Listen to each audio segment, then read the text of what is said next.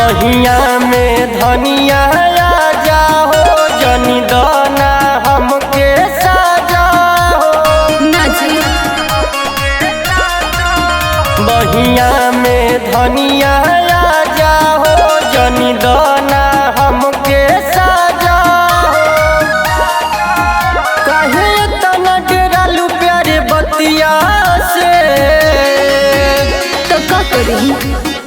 तनी दूर सुती न राजा से जिया से देह दूर करता काले रतिया से तनी दूर सुती न राजा से जिया से देह दूर करता काले रतिया से हटी ना काले रतिया से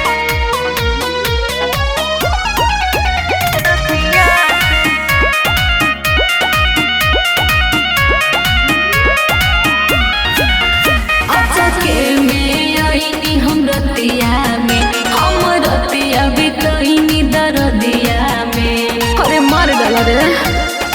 ए हो अच्छा के में आईनी हम रतिया में हम रतिया बितईनी दरदिया में पिया के प्यार पर शादी होला सही में पहिला मिलन में सोना सही होला मेरे दादा यानी दूर हटन सट छतिया से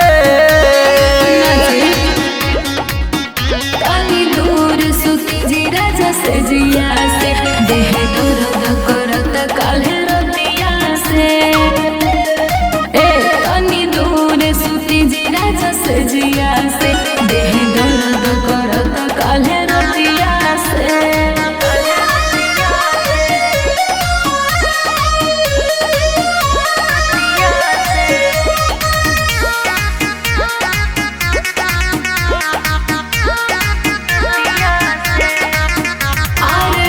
हो माना बात के हो एक पल नहीं रहब साथ में हो बुझलो अरे हो माना बात के हो एक पल नहीं रहब साथ में हो हमार